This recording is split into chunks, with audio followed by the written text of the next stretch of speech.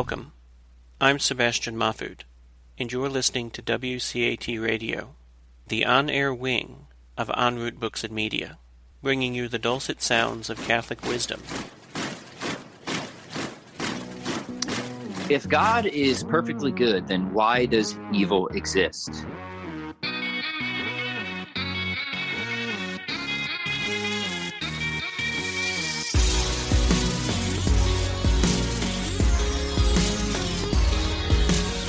Welcome back, everybody, to the Mega Roundtable episode or series of episodes that we have been conducting. This is Pat Flynn. I am here joined once again by John DeRosa and Eric Robinson. Gentlemen, thank you for being here. And in this episode, we're going to look at some objections, and primarily the perennial objection, the problem of evil. And I want to be patient with this, and I want to take our time and search this out, because this is something that we all deal with. You know, life is suffused with suffering and evil. In fact, we are in a global pandemic right now where there is quite a large deal of suffering happening in the world. So I think this is something that really deserves a careful analysis, and hopefully we can provide some decent answers to help people work through this very difficult problem. So, Eric, I'm going to kick it to you, because we're basing this episode, the framework of this episode, off of a previous conversation, a very thoughtful conversation that you had on your podcast. So why don't you help us with the setup, and then we'll allow John to take us through from there. Mm-hmm. Yeah. So the episode that we're referring to is episode 42 on my podcast, Polycarp's Paradigm. And it was with my friend Brian Nicholson. The episode's called Evangelical to Agnostic, Brian Nicholson's Story. And so Brian and I have been friends for a number of years. And then we really grew in our friendship this past year. And it's so interesting because actually he even took, like, he would still go to church after many, many years of kind of struggling with doubts. So he didn't grow up in like a religious household, but then in college he became Christian, was baptized and all of that. And he ended up becoming really into Christian apologetics, actually. And so he really searched for the truth and wanted to defend the Christian faith, but he had some lingering doubts. And some of those doubts in the episode that we recorded together, we talked about some of those, and they do have to pertain to animal suffering is one of his big ones right now. The moral argument, that he doesn't really think that it really works. He actually did a debate at the church he was attending. He would attend this reasons class every Sunday. And so he's really searching. And so I respect him for that. And, it's really hard for me. Like, it was an interesting conversation, because where I feel more confident to talk about is not necessarily arguments for God's existence or coming from a philosophical point of view, but it's more so like, hey, if you were maybe an evangelical or a Protestant and you have arguments against Catholicism, I feel much more comfortable. And so it was an interesting conversation. I did my best, but I'm so excited to get both of you are way more strong in that area to pitch in and talk about some of the things you brought up. And one of those was also like miracles and how we have this God of the gaps problem. And so we had a great conversation, and I'm excited to hear what y'all have to say about it. Yeah, just a few quick words just that have just popped into my mind as you were explaining the previous conversation you had with Brian there, Eric. Mm-hmm. And one is about the nature of apologetics in general. I've been thinking about this a good amount lately, and I want to generalize this conversation because I don't want to misrepresent your friend's background or what he's saying. So I just want to kind of take a couple steps back. But the reason we're focusing on him is he provided what we feel are some really good questions and things that people struggle with. So we want to honor that. Apologetics in general, I think it's important to have an apologetic project, and apologetics really means giving a defense for a certain position. So in some way, we're all generally apologists for something, right? Mm-hmm. Whatever we are, whether it's a religion or a political position or an epistemology, I mean, you name it. Most of us have some type of worldview or some type of position that we think we have good reasons to believe, and we offer a defense of that. That's apologetics, generally speaking. But here's something that I found that's problematic in the world of, I guess, religious apologetics, is it doesn't replace philosophy. And what I mean by that is I think that if like you just do apologetics, you're always going to kind of be tossing and turning, and it kind of turns into this superficial arms race of arguments without ever getting a deeper philosophical, metaphysical understanding of the world. And the reason I bring this up is I think that I've found a certain security because I didn't start from wanting to look at apologetics. I started from a background in philosophy and digging deeper and digging deeper and digging deeper. I eventually felt that Thomism offered the best account. And then I became Catholic. And then I just happened to have good answers for people who had objections, and people started calling me an apologist. Yeah. And it's like, but I've never thought of it that way for myself. But I've seen this happen. And again, I'm not saying this is Brian. He might have a great background in philosophy. I don't know.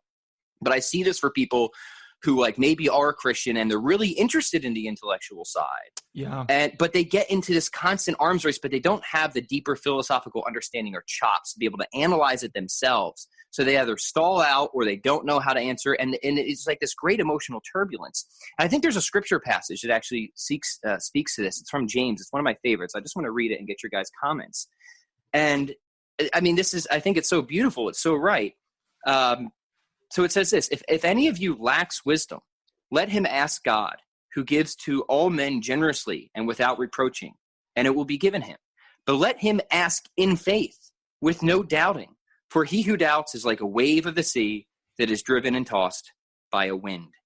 And how often we see that, right? Of people who have, faith, but like they're always like on the brink, right? On the brink of like, if I don't know how to answer this objection, what am I going to do, right? And so I guess what I'm saying is like, try not to get caught up in this superficial apologetics arms race. If you're interested in the big question, which I think you should be willing to roll up your sleeves and engage in a serious, deeper philosophical study. I guess is how I would just approach how I've been thinking about some of this. John, I'm sure you have some thoughts on this. Yeah, no, it's a lot of interesting things you bring up. And, again, just to talk about the spirit of today's podcast, we're looking at taking objections seriously. And like we talked about last time, but it's a good verse you bring up, Pat, from James, because what I would say when you say it doesn't replace philosophy, just two things I jotted down is it can be viewed differently. Like nowadays with everything so on the internet and accessible and YouTube and social media and everything, there's just so much out there as far as apologetics that we almost see like those back and forth ping pong conversations as what it is in itself.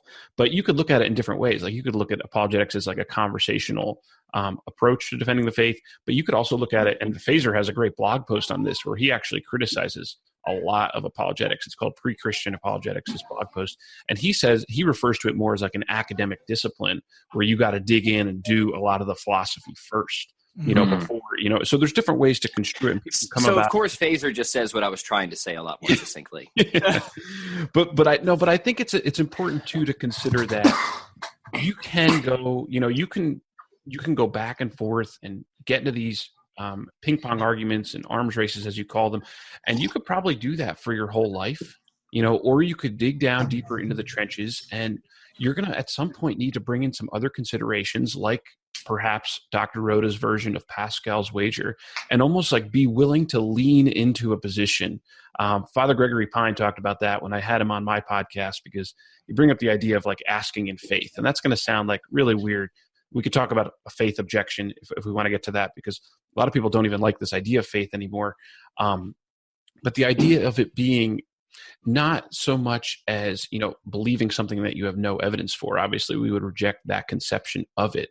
But choosing to act and live out things in a way, or like an entrustment to a position that, yes, you have some good evidence for, but you make a decision that we believe is spurred on by God's grace, and you make that decision and you kind of lean into that and you go for it. And that's going to involve daily prayer. It's going to involve various commitments. And then through that, you might find an even deeper certainty, or an even deeper, psychological comfort in, that Catholic Christian worldview that we hope to find. I think that's more of what James is saying there, to ask in faith, like not as someone who's in the middle of assessing different arguments, which is important, and everyone has to do that in life, but as someone who's willing to like lean into it and say, you know what, God, I'm trusting you on this, and this is what I'm going to ask about. But I think when we're talking about in this conversation, the three objections, and maybe Eric, I'll just let you comment on that briefly. But the three objections here, I think, are important to address because, especially early in life, as young adults or a lot of kids in college, they're asking the questions from a standpoint of, well, I don't know where I should pledge my allegiance. I don't know which worldview to choose. And I'm afraid that like a lot of this religious stuff is just like Santa Claus. But briefly, Eric, why don't you say a quick word on that, and then we'll jump into the objections. Yeah, so I think I love that verse, Pat, that you bring up. And, it's so important. Like I think of St. Anselm, who basically entrusted himself to the church and her authority. And even though he had difficulties and like sometimes he would stump across a problem that he just couldn't figure out, but he kept coming back to that trust. And I think about that in terms of our relationship with God as well, and how I hope that the people that are struggling with these questions, that they, if they were at one time Christian, that they try to maintain some sort of prayer life with God, even as they are doubting, so that it's a conversation with God, that it's a wrestle with God, like Israel means to wrestle with God. And so I think that's so important, because I think oftentimes when we lose faith, it's because somewhere along the line we lost our prayer life. And so, and one last comment too about this is that human beings are more than just intellects. We have emotions, we have passions, we have wills, so it's like there's a multi-layered reason why people become atheist or agnostic, and there's multi-layered reasons why people become faithful and Christians and all of that. And so I think what's very interesting about these arguments is that they really go to the heart of a human person. Like when we talk about evil and suffering, like suffering, as we see with this coronavirus situation, it's unavoidable. Like death, we all experience it, whether you're atheist or Catholic or whatever. You will suffer in this life and you will die, most likely. So these are tough questions that we have to wrestle with. Like every person's forced to wrestle with it. So I love doing that. And so, I think, John, if you want to go ahead and let's get into this a bit. Outline the objection, go. Sure. Yeah, and I'll just add one more quote. There's a good quote in the Catechism from Cardinal Newman, or Saint Cardinal Newman now, that like 1,000 difficulties do not make one doubt, and so forth. Where he's conceiving of, just because you have faith doesn't mean you're going to have difficulties. And Pat, you bring up Eric, you bring up great points.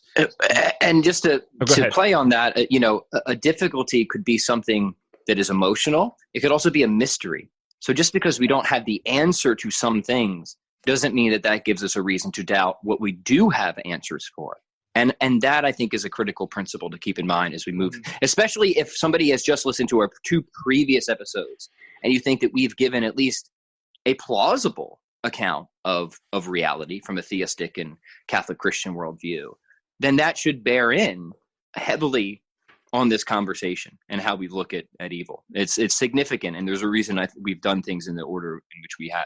No, I agree. And I just wanted to add, because Eric, I think what you said is so important, that people might assume that, just like if you have a good faith life, then that means you have no difficulties, or, it's just like complete certainty all the time. And, it's just access to heaven that's, unsurpassable and so forth. But if you actually read scripture, that's not what it's like for the Israelites. That's not what it's like for anybody.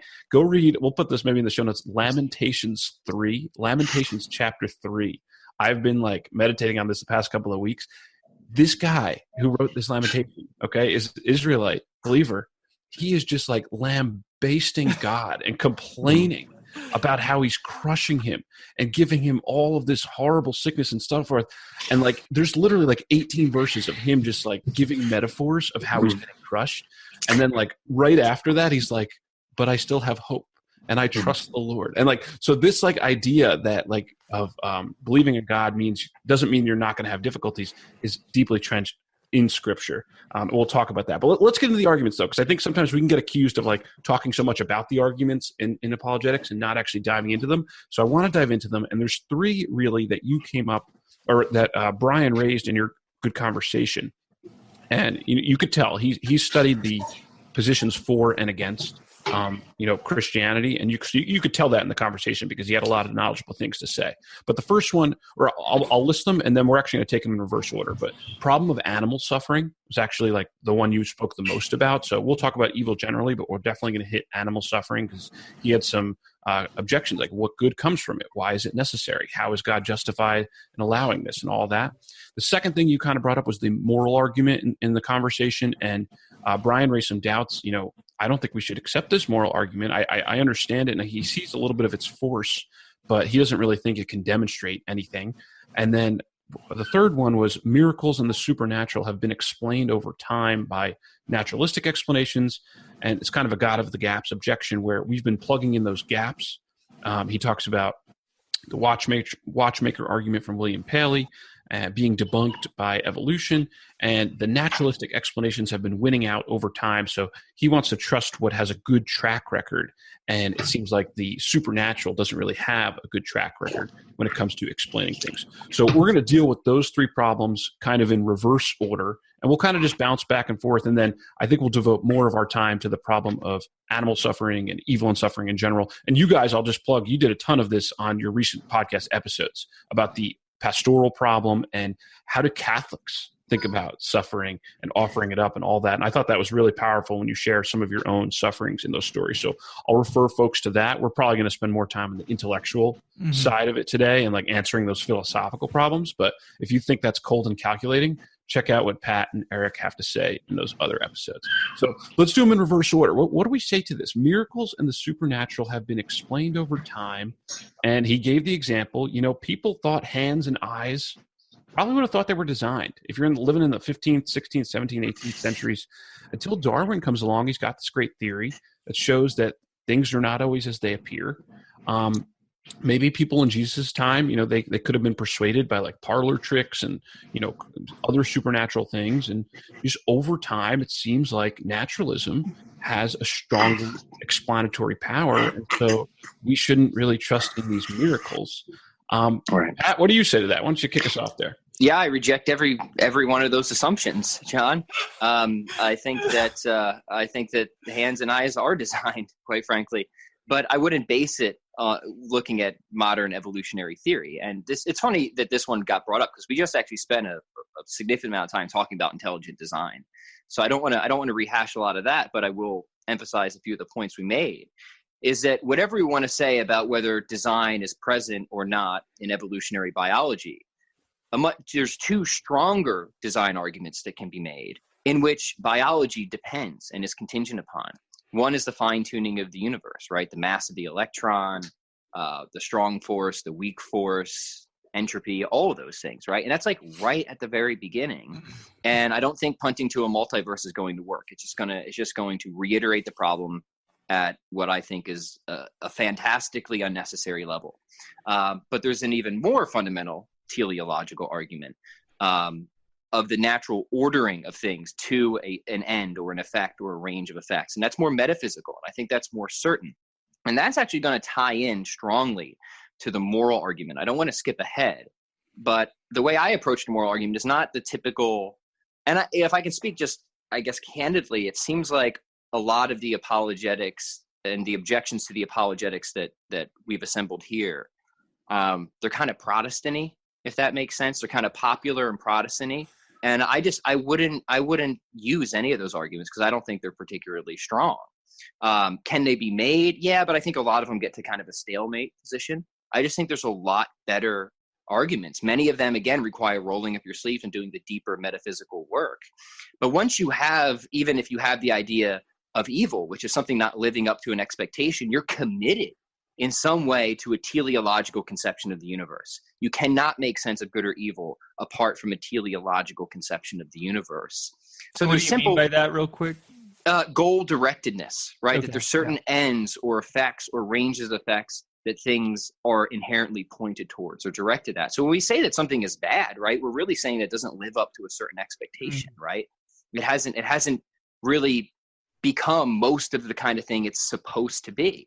Well, why should we believe, if naturalism is true, that anything is supposed to be anything, for example? That makes no sense. We can't make sense of moral language apart from some type of teleology.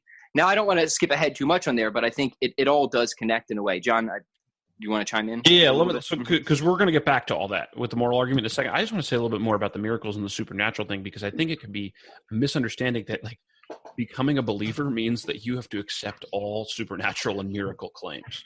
And that is definitely not the case. And in particular, in Catholicism, we do have, some strong miracles that we look to.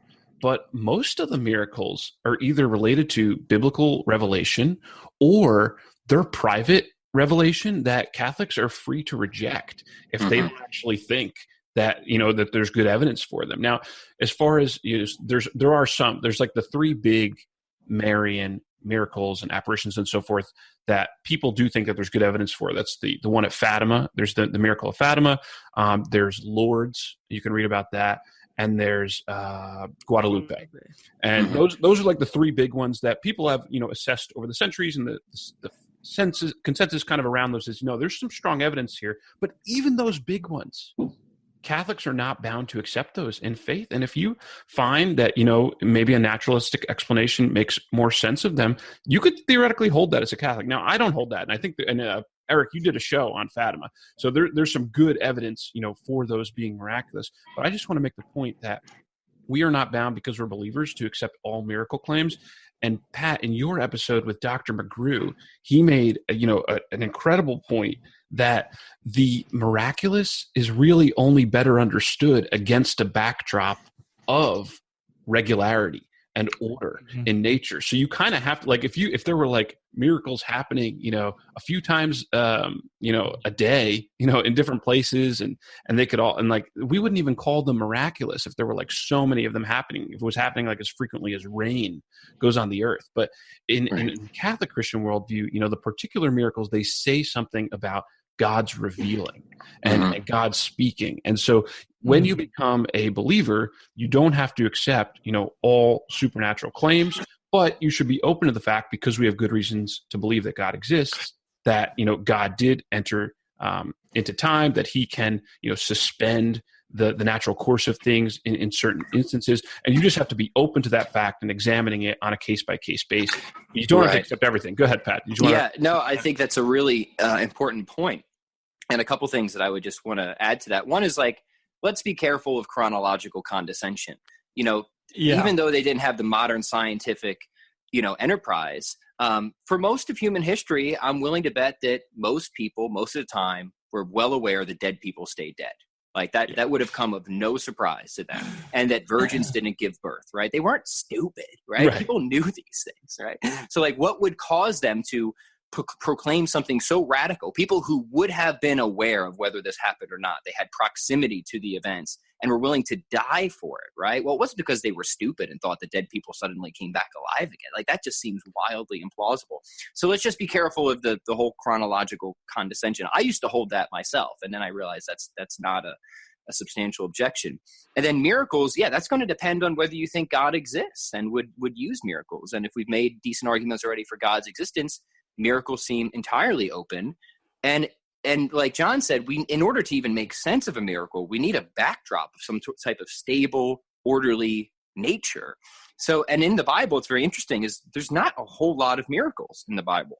I mean, you have the creation account, which I would argue isn't a miracle, right? That's just an act of creation. We can't even have miracles until we have nature. So putting nature into existence, it's hard to see how that would even be a miracle. It's just an act of creation. It's creating the backdrop for which miracles would then be possible. So I don't even know if I would say that that's a miracle. Then we have the Exodus, so like, and of course we have Christ. But miracles are pretty sparse, right? So it seems like when God works miraculously, he's doing it for some very specific reason. He's trying to point us somewhere. He's trying to tell us something. It's not like the Bible was suffused with just miracles here, miracles there, believe it all. No, they're actually pretty rare, which seems right to me, right? That it's a tool. It's a salvific tool. And in order to even appreciate miracles, they should be rare. They have to be rare. Otherwise, we would just say we'd probably say it's a part of nature. It's a regularity. So that's certainly important. And then John brought up the private revelations, which Catholics are free to accept or reject. When it comes to Fatima, and you look at the facts on the ground of some 70,000 people all attesting to this incredible event and the ground suddenly drying, I don't know if you can if you can give a plausible naturalistic explanation to that. And again, looking at the background evidence of theism and degree of expectation, okay, if God exists and he founded the Catholic Church, like, might we expect that he could give a clue every now and then that points back to the fundamental truths in certain times and circumstances? That seems like we might expect something like that. Again, probably wouldn't expect it too frequently, but if it happened, it'd probably make a big splash like Fatima certainly has. Mm-hmm. Eric, did you want to add anything before we move on to the moral argument? Honestly, I think the God of the gaps kind of goes both ways. Like, you can also claim that there's a science of the gaps where it's like, hey, we don't have an explanation for this, even though this shows that maybe there's a God, but science will explain it later. It's like, okay, well, that's not really fair then. So I think it cuts both ways. What were you going to say, Pat? No, I'm sorry. I've totally skipped that one. And the more fundamental thing is I would say most of the arguments I would give or that we have given wouldn't even be prey to the argument from ignorance fallacy. That's what the God of the gaps is, right? Yeah. Because they're logically deductive arguments to start from metaphysical first principles that cannot be coherently denied, right? So if you're going to challenge that type of argument, you have to challenge either its logical form or one or more of the premises. But you can't just charge it as, and try and hand wave it away of saying it's a God of the gaps. That's just a basic category mistake of the type of reasoning that we're using. And when it comes to some of the other arguments, even like ID, or say take the Kalam argument, right? This is a good example, that everything that begins to exist has a cause. That's a metaphysical principle. Science cannot say anything to that, right? Number two, that the universe began to exist. Well, that is a premise in a philosophical argument that's supported by what we do know in science, not what we don't know, right? So it's based on our knowledge, not ignorance. That's a totally theologically neutral statement that you'll find in virtually any cosmology textbook. And then you had the philosophical arguments, and then you staple those two premises together, and the conclusion follows with necessity. So if you have an issue with that argument, you have to challenge the philosophical arguments or the scientific evidence directly, but you cannot dismiss it as some God of the gaps. Mm-hmm. Yeah, and one last thing I would say is just I do challenge the premise that it's like we're able to explain these things better and better over time. It's like, well, look at the canonization process for the Catholic Church. Like, there has to be 2 post-death miracles attributed for someone to become a saint in the Catholic Church. And so I would just recommend people explore those. Like I mentioned in that podcast with my friend Brian, look at the miracles attributed to St. John Paul II in the canonization process. The reason why those are so powerful is because there's a devil's advocate that plays the role of challenging that and saying, no, is there other explanations? Yeah, I heard you say that, Eric. Unfortunately, they actually got rid of the devil's advocate. Oh, they did? Early 90s. But if they were I don't know the exact year, but this is funny because you converted. How are you supposed to know all this inside stuff? They definitely require a miracle, but the saints, there's a year of it. I don't know the year. Jimmy Akin would know this off the top of his head. But okay, all the saints before, I don't know, say 1995 or something, they did have to have that devil's advocate. So that is in the records, and you can go research that. Okay. It is there. But John Paul II was afterwards, and some of them don't have it. But yeah, absolutely. That's they still had to have the 2 miracles, right? I think they did reduce it to 1, but I forget when that was. So that I have to verify. But it used to be 2 and a devil's advocate. Now it might only be 1. But anyway, it's still a good thing. I did research the canonization. I think it's 1 to be beatified, to be a blessed, and then another 1 to be a saint. Yes, so I think that's correct. Total. Yeah. And so anyway, but yeah, just to look at modern miracles, look at Padre Pio's life. Look at the lady who lived from 1919 to 1960 all on just the Eucharist that entire time. And it's or look at St. Paul VI testing the blood of the Eucharist in Italy, where it was type A blood and should have dissolved many years ago if it was regular. It's we have the science is actually using to show that these are verified miracles. So I just deny that premise altogether, because I see that science is actually proving these things to be true. Well, science can at least help us to kind of flick away possible naturalistic explanations to the point where we can reasonably and responsibly infer, okay, maybe this is a supernatural act. And a good example of this would be near-death experiences, right? And this is one of my utter fascinations, because I think this does not get anywhere near the amount of attention that it should. And it converts a lot of people, because you have these instances. I'll just highlight it, right? And this is published in really good peer-reviewed medical journals, prestigious journals like The Lancet, of people who undergo clinical death, fixed and dilated pupils, flat EEG. They're dead, right? Or at least they're not coming back without some severe medical intervention. But little to no brain activity, and they experience sensorial knowledge of events that are happening in the real world that are later independently verified.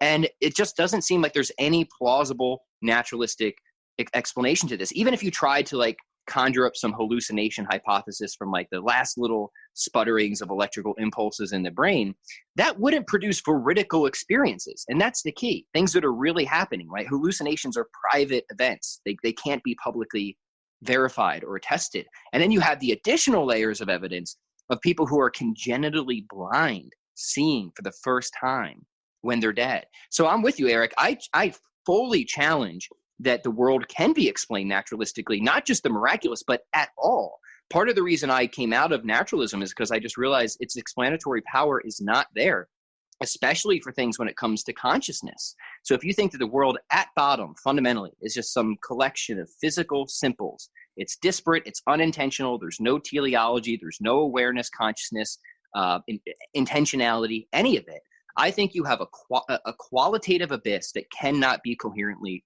traversed. It's like trying to build a purple tower from white Lego blocks. You just cannot do it. It doesn't matter how much time you have, how much you tinker around, you're never going to affect that type of categorical, qualitative change. Now that's interesting, because if that goes through for consciousness, and we have, and same thing, just even principle of identity. So if you think that the principle of identity is solid, which I don't think can be solidly denied at all, naturalism is going to be impoverished explanatorily.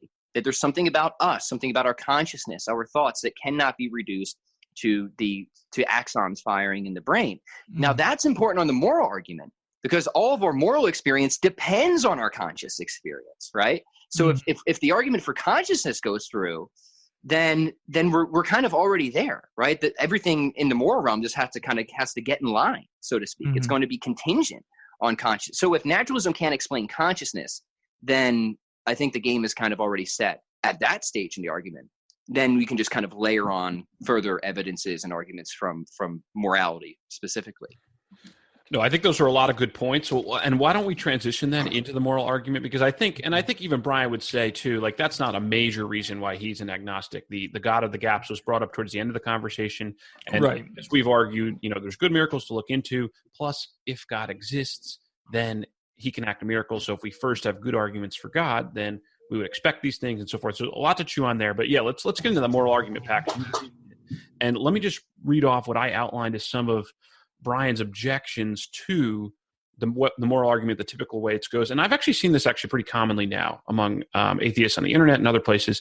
And they say that sorry, can you first explain like what is the moral argument for our listeners? Thank you, Eric. See, sometimes Pat and I go too fast, so you're slowing us down. So the common way that Dr. Craig typically uses it in debates is to say that if objective moral values and duties do not exist, then God does not exist. Second premise, but objective moral values and duties do exist. Okay? Therefore, God exists. And he does it by like a double negation. You could look at the form of the argument and it does turn out to be valid. But that's the key idea is showing those two premises. If objective moral values and duties do not exist, then God does not exist. And the one that Brian was challenging, objective moral values and duties do exist. That's like the key second premise. Can we show that those do exist? And your friend pointed out, he says, I think we perceive an objectivity to moral norms, but we can't demonstrate it. We can't prove it. How do we know that it's actually different from just like a subjectively strong moral sense that's tied to evolution? Maybe over time, evolution has kind of just implanted this moral sense into us, and it's not actually objective, but we don't really have a way to tell the difference. That was kind of one of his objections. Right. The other thing, and then he pointed out some other problems with it is, well, why say like God is the answer to this? Why say what God says is the objectively right? Is it just because he's more powerful? Then it seems like might makes right, not actual goodness. Those are kind of two objections he brought up with the moral argument. Yeah, so let's take it step by step. So the first one, I would say, well, why deny it, right? So we all have this direct, immediate experience of some things being truly right or truly wrong. And just think on the consequences of this for a moment, because even though we might not get a logical contradiction, we're going to get a lived contradiction. Nobody wants to sustain that objection and then have to say that there was nothing inherently wrong with the Holocaust, that there's nothing inherently wrong with racism, right? And we all just know, deeply and intuitively know, some things, at least some things, are truly wicked or truly evil. And other things, like incredible acts like Maximilian Kolbe in the Holocaust, who gave his life so others may live, are truly good, right? So I think that there's always going to be at least a lived contradiction, if not a logical contradiction in that objection. But we can push it further, right? And we can look at this from the uniformity of the senses, that we generally assume that our cognitive faculties are reliable, that there really is an external world outside of my head, that I really do have powers of reasoning that help me to arrive at certain truths, even about the moral argument or objections about the moral argument. Well, there's a problem then, because I also have a moral experience. And all of my experiences, were supposedly implanted in me by evolution, right? Like they all kind of came through the evolutionary process, right? But that doesn't settle the question one way or another, because if anything, it begs the question. Because if the evolutionary process is guided, no problem, right? If it's unguided, well, now we're in a huge mess. So just pointing to evolution, that doesn't do anything, right? Because this is a deeper philosophical question. What we want to see is, can we break the uniformity of the senses? Can we say that one sense, like our moral sense, and we all agree that it is a sense, it's a different type of sense, but it's a sense. Can we deny that without collapsing everything else into a radical, self-defeating skepticism? I don't think we can. I don't think that there's any argument you could give against the general reliability of our moral sense, our moral intuitions, that wouldn't immediately bring into question all of our other cognitive faculties, including reason. And as soon as you bring reason into question, well, then anything that you could give reasons for to argue against the moral argument is an utter collapse. So I think we're protected kind of under this umbrella of what might be called a properly basic belief of the uniformity and general reliability of senses, that it is reasonable and perhaps even necessary to affirm the general reliability of our senses, including the moral sense. Otherwise, we risk entering into a radical, global, and self-defeating skepticism. And that's important. Sorry, John, I'll let you chime in real quick. No. Yeah, let me just add to that, and then we'll get to the second part about the objections towards God, because I think that's a great point, Pat, and kind of what you were saying with the logical versus the lived contradiction. Here's kind of what I would ask is, like, if we're not willing to deny that, like, there's objective, the external world is out there and we perceive these objects and it's real and we live like that, and that's just how we're definitely going to be acting and going about things, then, and there's the consistency issue that Pat's bringing up, then why not also accept the objectivity of what we view in our moral sense? And maybe, maybe someone is willing, like Descartes and others, to go as far as they can and say, you know what, no, I deny that those objects are really there, that we are actually perceiving them. I actually deny that too. It really gets you to a pretty radical skepticism. And so for those who are not willing to deny the objectivity of the external world, if you're willing to, like, go with it, let's say if you're willing to grant there's things out there, I'm touching my computer screen and there's actually things and I perceive them. If you're willing to grant that, then maybe you should consider, at the very least, give a little probability argument, consider being willing to grant the objectivity of morality. And if granting that leads you towards God, then let it be and go with that. Like, go in that direction. Like, don't be willing to shut it off out of a super radical skepticism. And if it doesn't lead you there and you're like, nah, there's nothing there, okay, then maybe we can move on and talk about some other arguments like Pat was saying. Go ahead, Pat. You want to Right. No, a couple things. Descartes' interesting, right? Because I would argue that, his sort of methodological doubt, right? So he wasn't really truly a skeptic. He was kind of exploring epistemology. Sure. But what Descartes did is he kind of did a philosophical punt to God. He tried to enter into a radical skepticism, but then gave an argument for God not skepticism, subjectivism, Descartes. Then would give an argument from God to God's perfect goodness, and then would argue a perfectly good God wouldn't deceive us, therefore it's reliable, right? And that's interesting, but I think it's totally unnecessary for the reasons that we gave, that even in that radical subjectivism, it's hard not to see why reasoning itself would be called into question, which would then undermine any reasons you would have for being a radical subjectivist. But say you did that, well then, okay, well we've got arguments for God, say from change, and Aquinas' first way, and that's a metaphysical argument. And even in a radical subjectivist view, change is real, and that's all we need to get to a perfectly good God who wouldn't deceive us, right? So it's kind of interesting. It's like there's that famous philosophical paper of like God being the frog at the bottom of the glass. Right when you think you've got rid of him, there's the frog again, right at the bottom of the glass. You can't really get out of it, however you try. So there's different ways, I guess, to go about it, but also notice that there's a performance tension here because, and again, I want to be charitable, but in one sense, somebody might want to deny that there's no objective moral values and duties, but they still think that animal suffering is really bad. Well, which one is it? We have to make a pick here, right? And if you want to say that it's not really bad, then you can't use animal suffering against a good God, right? But if you do want to use animal suffering against a good God, then we're back to objective moral values and duties. And so you're kind of stuck in this weird ping pong, right, with yourself. One thing I wanted to that I brought up in my conversation with Brian that I would love to hear y'all touch on this a little bit, but about human nature. Like, we have an objective human nature, and so therefore we can see when there's a negation to that human nature, there's a problem. So like, we believe slavery is wrong because it disfigures the human nature of being free, rational beings. Or we see when people are treated inhumanely, we know what that looks like because we have an objective human nature that's universal. And so I think we can see that there's objective right and objective wrong based on our objective human nature. And so I just want to throw that out there to see let me say about that.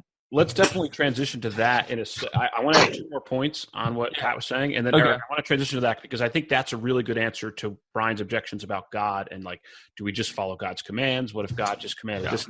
I think that's a huge point that Catholics and natural law theorists will make.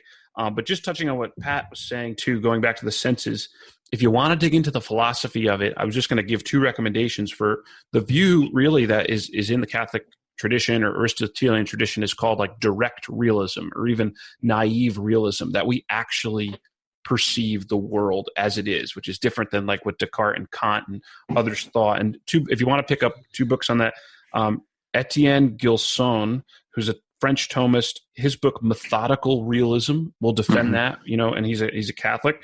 And then an atheist, John Searle, Seeing Things as They Are. It's like, it was published like 4 years ago, but he also defends like naive realism and just like the objectivity of the external world that we perceive the senses. So you can get 2 books on that if you're interested in diving deeper into the philosophy behind that. And the second issue I wanted to raise also with respect to questioning the objectivity or the implantation of moral sense through evolution, Tomas Bogardus brought this up on an episode of my podcast.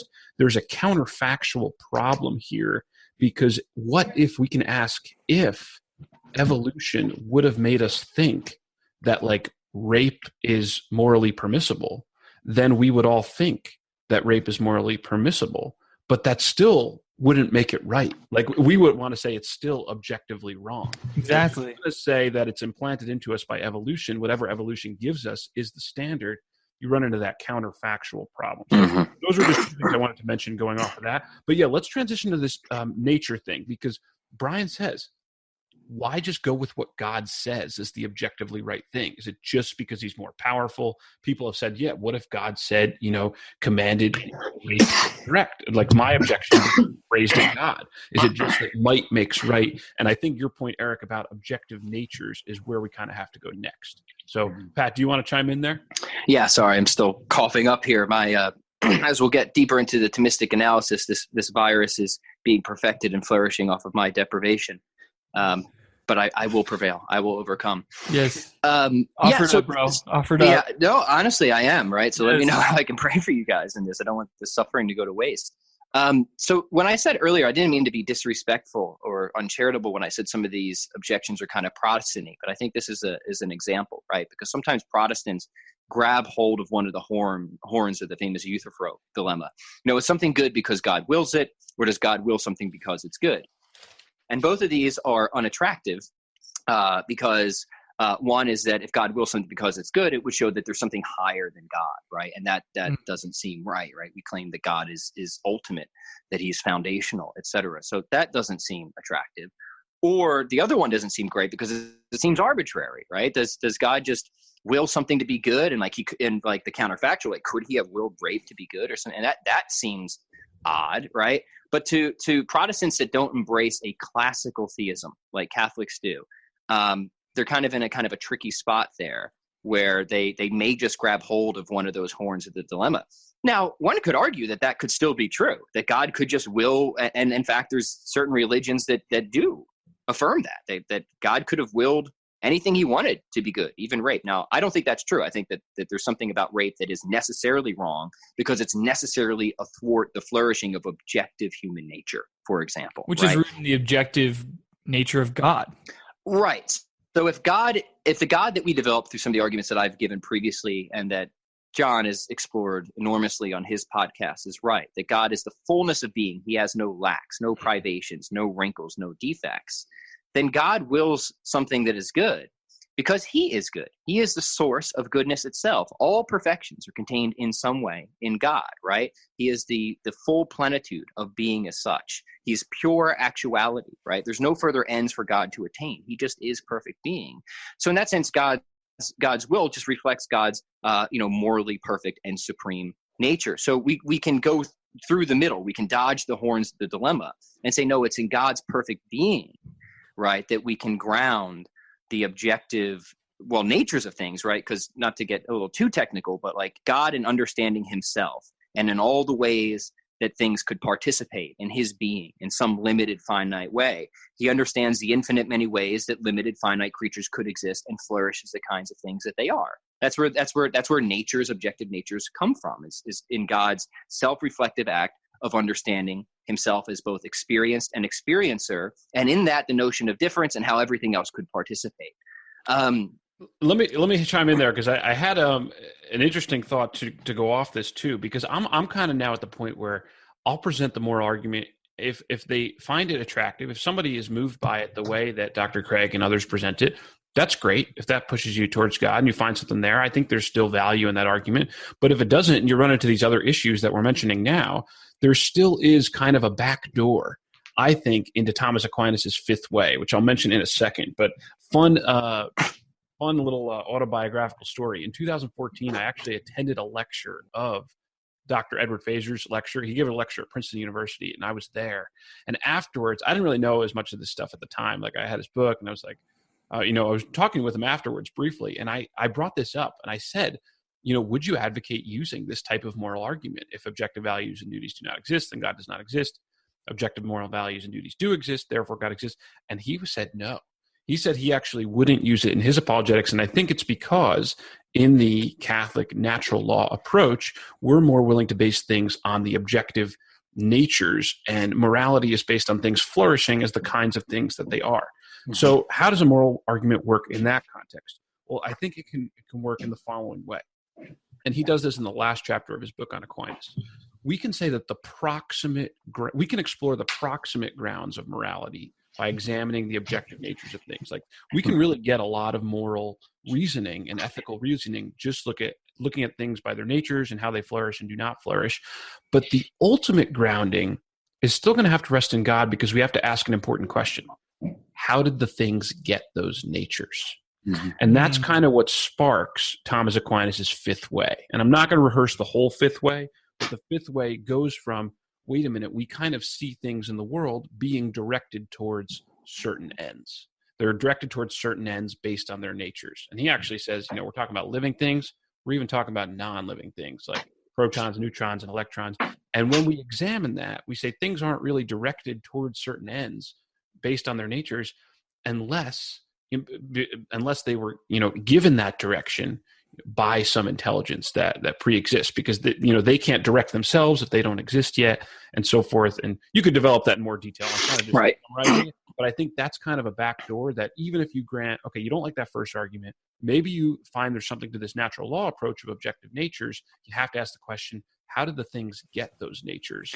And that's going to lead you back to God. Right. So just to get on that a little bit more, you have this sort of insuperable chicken and the egg problem of teleology, unless you have an omniscient organizing mind of how these things have natures. So you're committed in morality, like I was saying before, to some type of essentialism, that there really are objective natures that are by their nature or essence pointed at a certain effect or range of effects to be perfected as the types of things that they are. And if you deny that, you just lose any sense of moral language at all whatsoever.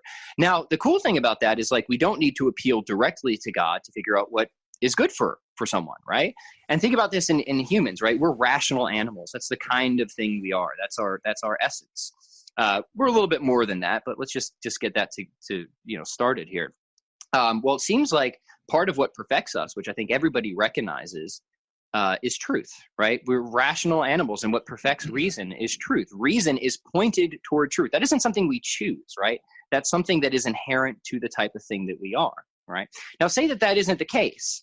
Say that it isn't the case that reason is pointed at truth. Well, then you lose all basis for saying whether somebody is reasoning good or reasoning poorly, because now we've lost the objective measure. But then you've lost all basis for giving any type of good argument against teleology. So again, you're kind of trapped in this insuperable difficulty of this self-defeat if you deny teleology, not just on the moral level, but even for reason. And we all know that truth should be sought for its own sake, because we all just inherently recognize that truth is good. Now, contrast this with a weird atheistic humanism that would just look at some type of equilibrium of dopamine and serotonin, and like whatever promotes that should be pursued. Well, that seems to land us in weird positions where maybe we should lie to people. Like, somebody's dying on their deathbed, they believed in God, and the thought that they're going to heaven makes them feel good at the time. Well, on like an atheistic humanism, even if we don't believe that that's true, should we lie to them? It seems like the answer is yes, if that will promote a certain brain state. But we all realize, no, that's wrong. We should just tell the truth to people, because truth is good. But truth can only be good if it really is perfective of rational animals. And that can only be the case if there really are essences in teleology. And that can only be the case if there's an omniscient ordering mind that imparts or instantiates these essences that are inherently directed to certain ends. I think that's a really eloquent way to state it by Pat Flynn. Just to kind of sum up, Eric, kind of what you guys talked about, we would say from a Catholic perspective, there is still some good arguments to make. Even if you don't buy one version of the moral argument, doesn't mean there's not also an argument that will lead you to God. And I do want to go on to did you want to add one thing, Eric, before we go on? I just wanted to add that the understanding what human nature is and how it's objective actually helps us with the animal suffering problem, because animals have different natures, and therefore we have different answers to give for that. And so I think that is very helpful leading into this third one here. Excellent. And let me say some nice things about Dr. Craig, and because I highly admire Dr. Craig, and I think he's a man of great intellect. Yes. And I think people dismiss his argument too easily. I actually think his argument, even though it isn't the one that I prefer or would present, I think it's a lot more robust than people typically just want to kind of dismiss it online.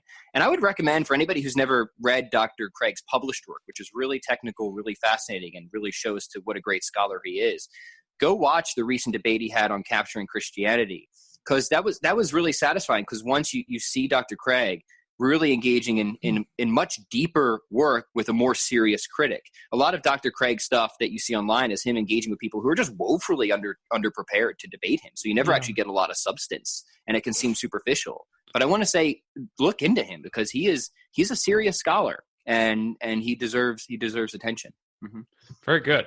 All right. Well, I feel terrible, guys, because I have about like another 7 or 8 minutes to talk with you about the animal suffering, but I'm going to let you guys go on again and still talk about it as you did last time for apparently like 45 minutes. I'm sorry, John. We were just having too much fun. No, I was sad that I missed it, but it's great stuff. So Brian was really struggling with this, and he was asking me, there's this problem of animal suffering. What goods come from it? Why is it necessary? How is God justified in allowing it, and so forth? The first thing I was just going to point out is, I think, like, why bring up animal suffering? Why is that the one? And I think it's kind of a backhand compliment to theist responses in other areas of the problem of evil and suffering, because theists have typically given some pretty good responses to issues of human evil and things of that sort, or even natural evil. Like, we could talk about viruses, and Pat's going to talk about that. But even like, we've given some pretty good responses to that, so that skeptics and so forth will say, yeah, but we found this other category of suffering and evil that your responses don't work towards. So I think that's kind of the issue that leads to animal suffering being an important target, an important thing we need to answer. And what I've done here, and just I have laid out, I'm not going to get into all the metaphysics right this second, but I wrote down just like what I see as like 4 possible answers. Yes, please share. So that's what I just like to give. I'm going to just lay out some possibilities, and then after that, maybe you guys can go through the deeper metaphysics and talking about animals, and the hierarchy of being, and all of that good stuff. But does that sound okay? Yeah, since you're on a time crunch, just lay it all out for us. Okay. So if you have someone who's really suffering with animal suffering, possible answer number 1 I pointed out is that animals do not suffer like we do. Okay. And this can be found and defended in a book by Michael Murray that's titled Nature Red in Tooth and Claw. And he says that animals don't really have this third level of self-conscious awareness where they can understand themselves as suffering in the moment. So, you could talk about like amoeba being poked with a stick and just literally responding with instinct and moving away. Amoebas don't have consciousness. You can go a step up, to plants and so forth. And then you get up to the higher animals and primates. And it might seem like they are suffering like we are, but only human beings have this third level where we can like say, I am, and like, I am in this moment and I am experiencing this, and recognize that ourselves. Only we can experience it in this specific horrific way. And one a possible model for this, because why I need to duck out is I need to go to my physical therapy because I hurt my lower back about 3 weeks ago. And my lower back story, I think, is a good model for this, because one time I was like in such pain, like I couldn't even turn over in bed, and like I couldn't get up. It would take me a really long time to get up, and I'd move my body very slowly. And one time I like just passed out and like was taking a nap, and I had set an alarm to get up because I had some work to do. But I knew my alarm was like in a spot where I would need to turn over and reach for my alarm. And it was going to be excruciatingly painful to do all that to shut the alarm off. So happens I ended up getting up, never hearing my alarm. And so I asked my wife, hey, did you shut my alarm off? And she was like, no. She's like, no, you shut it off. You woke up and you actually even said out loud that you were going to shut it off, and then you shut it off. And I was like, what? I was not consciously aware of any of that. I did it all apparently like in some type of sleep or less than fully conscious state. And so this is one possibility of a model, but here's the problem. I couldn't have actually turned the alarm off without going through the severe pain, because I was in that day, like anytime I turned over or reached or did something a certain way, I just had crazy pain. I didn't remember the pain at all. I didn't feel the pain at all. And in that less than fully conscious state, I was still able to turn off the alarm, and I must have had some type of biological pain or something. Like I wasn't magically healed. My lower back still hurt when I got up later. But this is one possible model for how something could be less than fully consciously aware of the pain, yet the pain is still, biologically there. So for a full book length defense, that's one answer. Okay. Second answer. This is a weird one, but maybe animals suffer, but God will not allow them, the primates and animals with higher consciousness, he won't let them suffer beyond a particular threshold. And an example for this would be like St. Stephen, when I know he's not an animal, he's a human being, so he's a rational animal. When St. Stephen is being stoned, he looks up and he sees a vision of Jesus, and he asks the Lord to forgive the people stoning him. And it's possible in those moments, maybe Stephen was prevented by like some divine intervention from feeling the physical torment of his execution due to a special vision from God.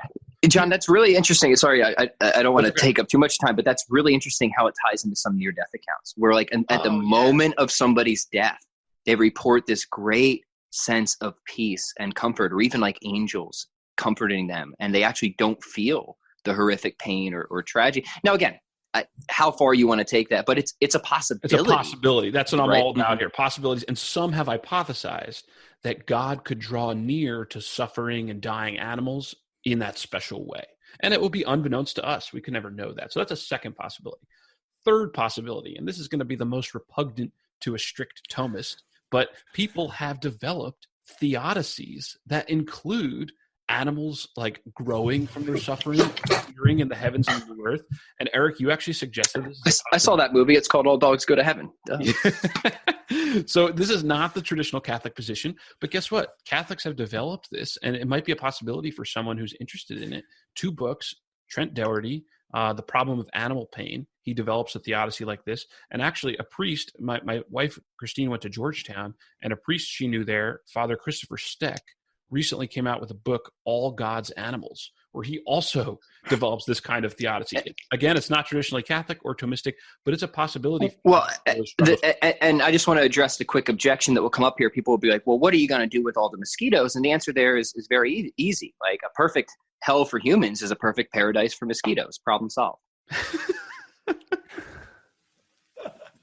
Wow. You raised that because Brian actually did raise that on this show. He was like, well, what about tarantulas and like these bats, like all these disgusting creatures? And I thought, Eric, you gave a good answer. Well, there's the harmony of heaven such that we're no longer going to be afraid of them or scared of them, and things will just work together in a beautiful way. So those are three possible answers. My fourth possible answer was going to be the Thomistic account. So I'm going to let you guys talk about that, and then maybe I'll send you – I have a quote from Father Brian Davis on that, talking about how evil is really just good flourishing at the expense of some other material good flourishing. Yeah. There's also moral good. So, Pat, I'll let you do that stuff, and then maybe I'll send you guys this quote, and we can throw that in the show notes page. But those are four possibilities. Maybe it'll be helpful to Brian, and I think it's a good conversation. Right. So real quick, I mean this is a principle that I love. My friend Dr. Josh Rasmussen echoes this a lot. Look at what is unclear in light of what is clear. I don't know what the fate of tarantulas are. I have no idea. Or mosquitoes. I have no idea. But just because I have a question or a mystery doesn't mean that I should doubt what already is clear. And I think what is clear is that I have really good reasons and arguments to believe in a perfectly good God. And that's the case, that I must believe that a perfectly good God has reasons for allowing suffering and evil to exist. And that's it, full stop. That's as far as you really need to take it. And it's interesting to think about these other, okay, well, what will God do with the tarantulas, if anything? Now, I certainly don't think that there's any obligation for God to preserve tarantulas. That's fun to think about, but don't sit up all night looking at your ceiling. Let that question your faith. That seems unreasonable and out of perspective and out of focus. Use what is clear to look at what is unclear. And the more I've meditated on the problem of evil, which I have for a long time, I mean, Eric and I opened up about the suffering in our own lives. It's a huge emotional weight. The more I've realized that the problem of evil, carefully considered, in light of the prior evidences, arguments, and reasons we have for God's existence, is not a philosophical objection. It's a theological mystery. And it's down a category, right? Now, that mystery is still difficult for many people. I don't want to deny that. But sometimes religious people get charged of not being able to follow reason where it leads. I think it's the opposite. I think we are weighed down emotionally by the problem of evil. But when we just follow cold, abstract reasoning, realize, oh, no, there's really not any reason to not believe in God because of this. And some people will probably look at John's arguments like, that's cold, but that's what arguments are. They're cold. They're cold things, right? We're just using reason. It's supposed to be abstract. I actually have to – this is a great place to leave it, Pat. I'm going to let you guys talk it out, talk about the Thomistic account or whatever you find interesting with evil and suffering. But this has been a lot of fun, and I hope anyone listening, agnostics and so forth, gets something out of it. But thanks for having me, guys. Of course, John. We'll do it again soon here. And so the Thomistic account really, really quickly, and this was very interesting to me at first, and part of what attracted me about the general Thomistic metaphysics is that evil's like the hole in the sock. It doesn't have positive ontological status. It's something missing. And I hinted at this before, right? It's something failing to live up to an expectation. It's the privation of a do good based on the kind of thing or the type of thing that something is, right? So we say it's a bad sock because there are holes in it. That doesn't deny that hole in the sock doesn't have effects in reality. It's not going to be as good of a sock because there's a hole in it. Another classic example would be blindness. Blindness isn't a thing, right? It's something that's missing that otherwise should be there given the nature of eyesight. That's why when somebody is blind, we say you have bad eyesight. And we're not being mean. That's just a fact about the nature of eyesight. And when you have this, and of course we could do full episodes on how these implications work out, because there's some things where it's not always clear, but I'm convinced that this does work out really well. And there's a very recent technical detailed book about this from philosopher David Oderberg called The Metaphysics of Good and Evil. If you really want to go into the weeds, I would highly recommend that. Great work. But once you have this, you're kind of, it resolves a lot of issues. in the sense that, okay, God then does not create evil. He creates certain goods, and there may be concomitant, evils or privations that are necessary when he creates those certain goods, but he's not directly responsible for evil. So even in animal suffering, the privation account holds, right? So when some animal gets eaten by a lion, what do lions eat? Antelope or something like that, right? It's bad for that antelope to lose one of its limbs or even its life. Like, that is objectively bad because something's missing there that would otherwise cause that animal to flourish, like one of its limbs. But it's good for the lion to eat that animal, right? Lions are by nature that type of animal that is perfected. So there's this, and this is what John was hinting at before, there's often this sort of clashing of goods and flourishing in the material world. And that's just the type of thing that you would expect in the material world. And at some point, if you say, well, couldn't he created a material world without this or without that? I think at some point you're just going to get to the charge that God just shouldn't have created a material world. And I would not accept that. The material world is good. So the privation account doubly preserves God's goodness. Not only can we affirm from reason that God must have morally sufficient reasons for allowing any of the privations or evils that do occur, even natural evils, even animal suffering, even if we don't know what they are. Based on what we do know, we look at what is unclear. But if the privation account is true, then his goodness is doubly preserved, in that he doesn't directly cause. At most, he just creates a world where certain privations are allowed to exist, a world with certain holes in it. And then we can ask, well, why does he do that? But then that's a theological mystery. And the other thing to keep in mind, and we'll wrap this up here so we could do a fuller episode on the privation account, is that God has certain intentions, right? Salvific intentions. And in Catholicism specifically, we believe in a hierarchy of beings with man at the climax. And so whatever the role of animals are, why-ever animals suffer, it has to connect to us in some way. We can't just look at anything in isolation, for example, right? The point of God's creation from the Catholic point of view, which we're committed to, is salvific for humans to share in his divine life. And so we have to keep that in mind. And I think that helps to provide a certain illumination, because it's not just like a crude egalitarianism. Humans are special. We have a special nature. We have a special purpose. We have a special role that the other animals, so far as we can tell, do not. Now, this does not mean that we're to be cruel to animals or to abuse animals, because that's bad for us. It's bad for our nature to be cruel. So animals have protections. They have rights based on what is good for us. Yeah. It's good for us to be compassionate and things like that. But animals in and of themselves are also not moral agents like humans are. And John was pointing at, and you mentioned this before, Eric, that animals have a different kind of nature. They don't seem to be rational like we are.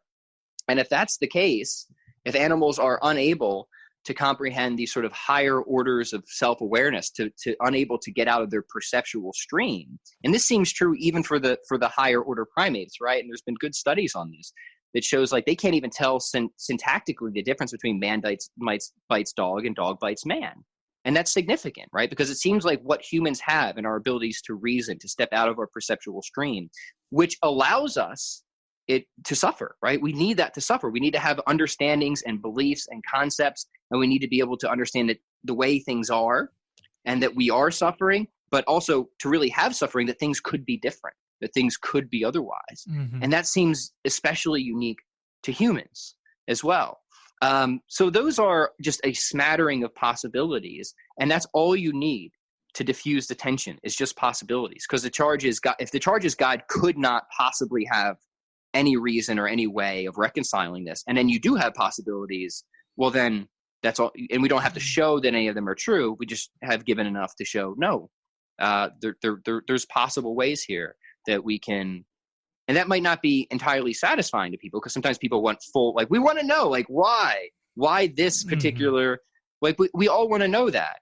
But I guess the final point I'll make here is that, just echoing back to what John said, is that difficulties, questions do not equal doubts. Start with what is clear, and then use that to look at what is unclear, and investigate it with confidence and genuine truth seeking, but also be, open to the idea that, we're not omniscient, and we're probably just not going to have every question answered for us, at least in this life. And that's actually to be expected if God exists and we're limited and finite. Like it's to be expected that there's just going to be certain things that God knows that we don't know. And, a lot of scholars believe that Job was the first book written in the Bible, and that has to do with this man who undergoes immense suffering, who is a righteous man. And the whole book is like, why is this happening? So, like, why do bad things happen to good people? Ultimately, God rebukes Job and says, hey, you're not God. Were you there, Job, when I created the foundations of the earth? Were you there? And apparently it was like this thing between Satan wanting to prove God wrong, and this whole heavenly argument was happening at the beginning, which Job had no idea about.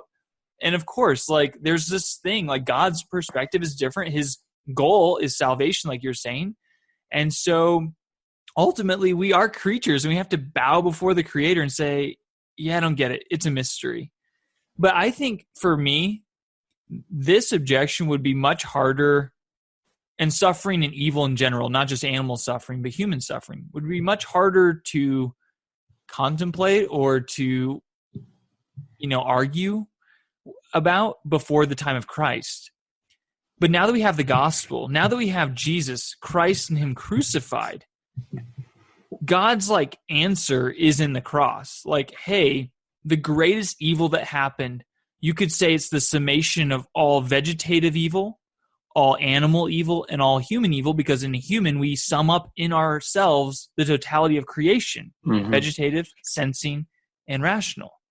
And so by Christ being crucified, he takes all of the suffering, past, present, future, into himself, and the greatest evil that possibly happened, which is us killing God in the flesh, out of that, God raised him up and gave us new life, gave us salvation, which that gives us a reasonable hope to say, whatever suffering I see, I don't get it, God, I don't understand, but I also understand that you came and dwelt among us, you suffered for us, you died for us, and out of that, you raised us up. And so whatever I see is suffering, whether it's the Holocaust or acute animal suffering that we are perceiving, I trust you, Lord, that out of this, there's going to be a greater good. Something greater is going to happen. And so I think having a Catholic perspective on this issue is the most hopeful and the most, like, it just hits us in the heart where naturalism just falls short. Right. So I don't know if you want to chime in on. No, I'm with you. Obviously, I think, clinging to the foot of the cross offers so much to this issue. Now, the reason I just haven't brought it up is we're just trying to work through it philosophically. Exactly. First. But you can't ignore the theology and that I would argue the historical facts of this. And if God can take the worst thing that humans could ever do, the worst evil that could be committed, literal deicide, right, and bring about the greatest possible good from that, which is our eternal salvation, then, like, what God does with any evils that befall a head of cabbage or tarantulas seems so infinitely immaterial to me after that. Like, if God can bring good out of that, then God could bring good out of anything. It doesn't mean that he causes the evil, but he responds to it. And out of any evil that occurs, God can draw. And that's really Aquinas's defense, right? And the interesting thing, in a lot of contemporary discussions of this, it doesn't apply to animal suffering for obvious reasons, is that you have the kind of traditional free will defense. And it's not just that, and just to give the quick highlight, is that God gives us the dignity of being free agents. He causes us our existence, but he doesn't determine us. And that in that freedom, we can choose to do evil things, right? Now, somebody will kind of push back and say, well, couldn't God have made us free and still only chose good things? And the answer there, actually, this is J.L. Mackey's objection, famous atheist philosopher. And the answer there is yes, he could have. But given God's goals for us to develop significantly as moral creatures, especially if the goal of life is love, if love is the highest principle, then freedom itself isn't enough. Like, if our only options were to choose between ravioli and baked spaghetti for dinner, and we were free to choose, like, that doesn't seem like a free world worth creating. But a free world where we can initiate love, where love can be of our own initiation, not just requires freedom, but it requires significant moral room, significant moral, God has to give us the ability in order to initiate love to not initiate love. So there has to be an adequate moral space as well. But Aquinas, interesting, he doesn't take that approach. He just buckles down, I think rightly, and says, look, given what we already know about God, he can draw any amount of good from the evils in this world. And we see that most obviously, like, where do we, like, it's interesting because people want answers, like, they want specifics. but God has given us a specific, the Yeah. resurrection, Right. like the greatest specific at all. Right. So like when you look at it through the lens of that, it actually, again, is very illuminating. So I'm glad you brought that up, because I think that is the best and most, it's not only intellectually satisfying, but it is emotionally satisfying to see that God is not indifferent to our suffering, that he literally entered into it, bore the worst of it, and still brought about the greatest possible outcome from it. And I was going to read some of the catechism, but I won't do that, because I think this is a good place to end, honestly, with talking about Jesus on the cross. But paragraphs 309 through 314 in the catechism talks about the problem of evil, the mystery of evil. And it talks about like what we're talking about, and also talks about how God created the world in a state of journeying. It's not yet perfected as it will be. And so because of that, like we understand that these things can kind of go hand in hand. Obviously, he did create the world perfect, but it's also in the state of journeying. And something I was trying to explain to Brian is that, we believe that we have this original sin. And when humans, we're not just free and we're not just different from animals, but there is that hierarchy where we are now commissioned to steward the environment, to steward the animals. And so when we fail, like, okay, then there's ripple effects. When humans sin, there's ripple effects on the lower beings. We're supposed to be the ones that take care of them. But when we sin and we don't do that, then there can be these severe ripple effects that can be seen. And just very quickly, there's a lot of theological layers that obviously would and do factor into this. For example, not just original sin, but also angelic entities and demons. Right. Yep. Right? If these things are real, they have an absolute causal role. We might not be sure what it is. Yeah. But there's something going on there that has to be factored in that we might not, again, understand in this side. But there's a lot of many theological layers that we could, but of course it's not going to be satisfying to anybody. It would never have been satisfying to me to say that it's all the work of the devil, for example. Right. And I don't think that's true. Yeah. But, anyway, we'll save that for another discussion. Do you mind if I do read this one paragraph from the catechism? For sure. Because I think it's just so helpful. And it's very, it's just very good. So this is paragraph 309. If God the Father Almighty, the creator of the ordered and good world, cares for all his creatures, why does evil exist? To this question, as pressing as it is unavoidable, and as painful as it is mysterious, no quick answer will suffice. Only Christian faith as a whole constitutes the answer to this question.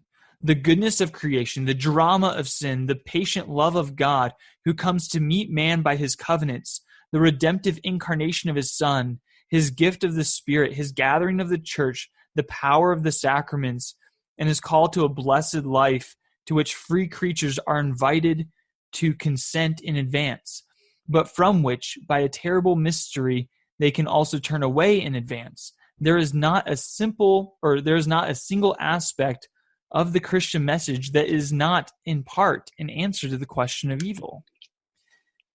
So, once again, my encouragement is, like you say, we have clear evidence for God's existence. We have clear evidence for Christ's cross and resurrection. In light of what is clear, we can look at what is unclear, these mysteries, and say, wait, we have a reasonable hope. We have a very reasonable hope.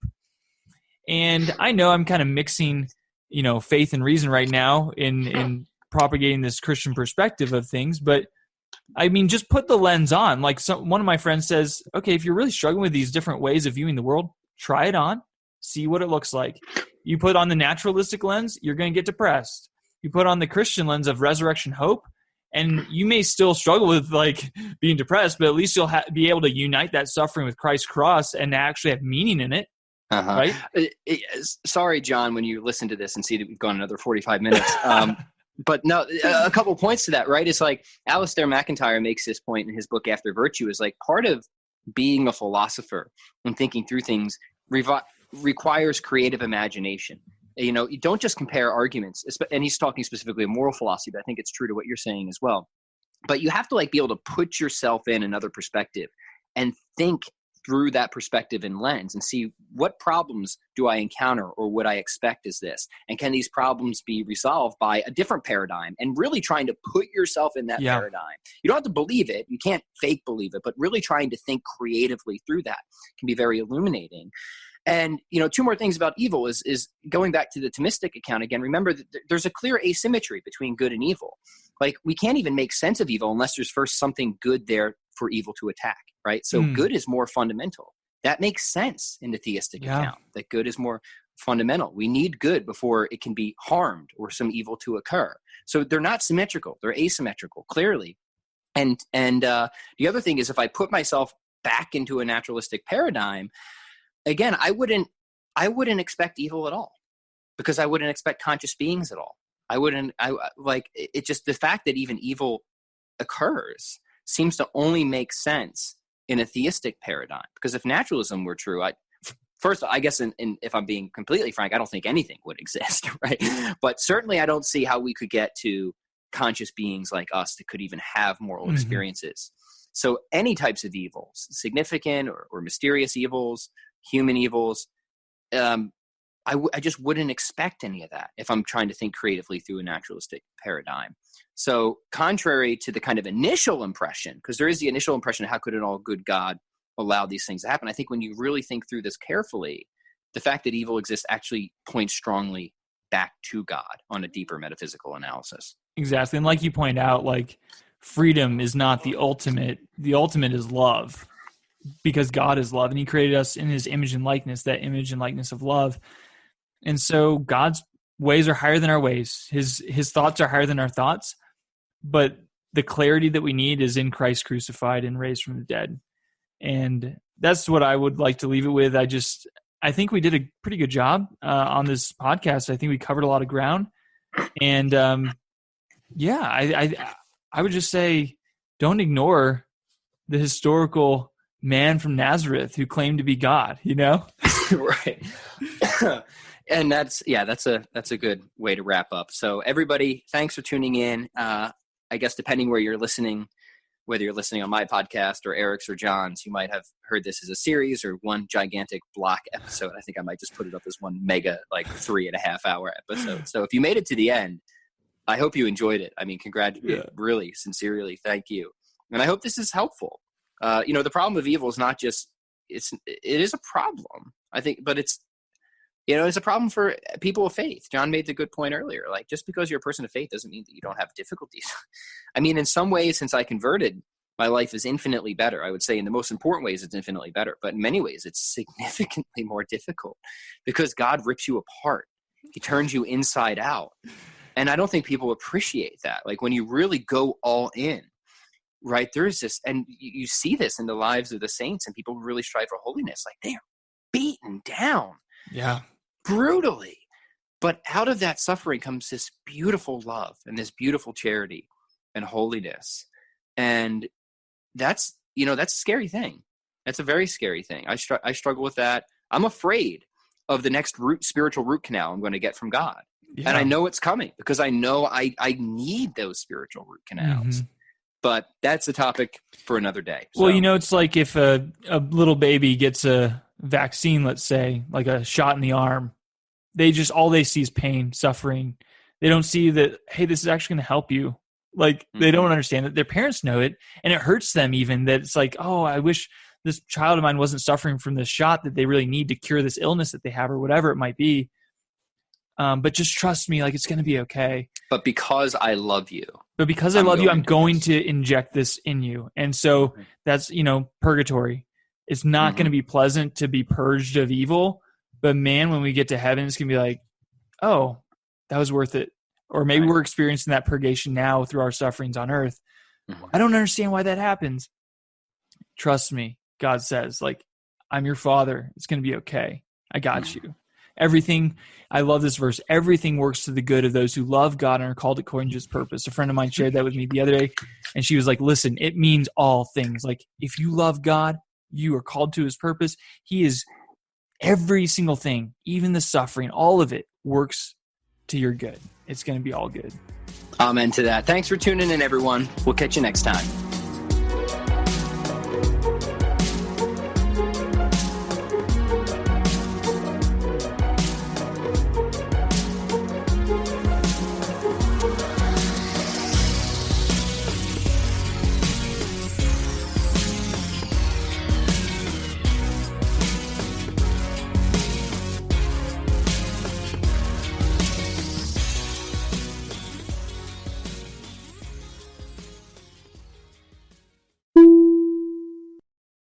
Hello, God's beloved.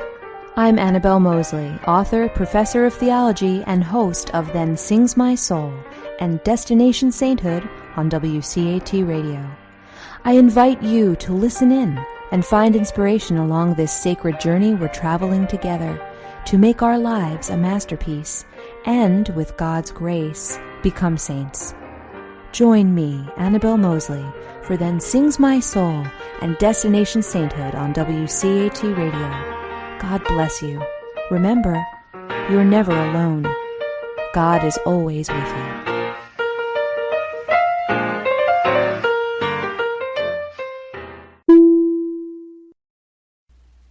We hope you enjoyed the program and will join us back for another show on WCAT Radio. This is Sebastian Mahfood. Good day.